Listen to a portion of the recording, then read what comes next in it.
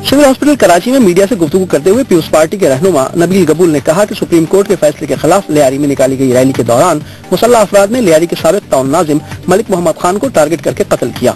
नबील कबूल ने कहा कि लियारी की खराब सूरत हाल की जिम्मेदार पीपुल्स अमन कमेटी है और मलिक मोहम्मद खान को उजैर जान बलोच, हबीब जान बलोच और उनके साथियों के कहने पर कत्ल किया गया। नाज़िम, लियारी में वज़ीर आज़म के मिलियल सजा खिलाफ पीपी कारकुननि जे एहतजाजी मुज़ाहिरे ते हथियारबंदनि जी फायरिंग के नतीजे में पीपी अगवान अगो टाउन नाज़िम मलिक मोहम्मद खान मार थी वियो। बाकायदा उसको पकड़ के उस रैली में टारगेट किया है कि यहाँ कोई पीपल्स पार्टी का झंडा लहराने वाला अब लियारी में नजर नहीं आना चाहिए और बाकायदा उन्होंने उसको टारगेट करके उसको गोलियां मारी हैं। मैं अपनी तरफ से ये डिमांड कर रहा हूँ कि ये जो कार्रवाई है इन दहशतगर्दों के खिलाफ, इस कार्रवाई के लिए ज़रूरी है कि लियारी के अंदर कर्फ्यू लगा दिया जाए और कर्फ्यू के बाद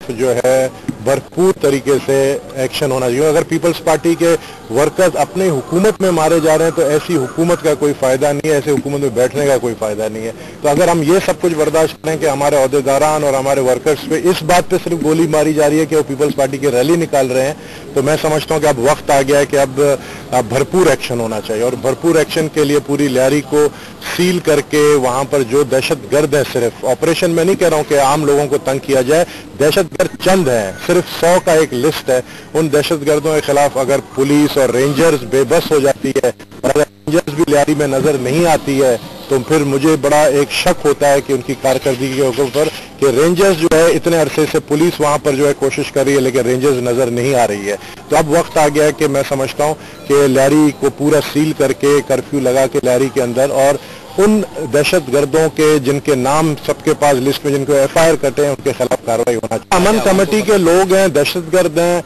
वहां पर जो है हर एक इलाके के कमांडर हैं, जो उस इलाके का कमांडर है उसको ऑर्डर दिया उजैर बलोच ने, जफर बलोच ने, हबीब जान ने कि ये मलिक मोहम्मद खान है और खलील होता है, इसको जाके मारो। और उधर अमीन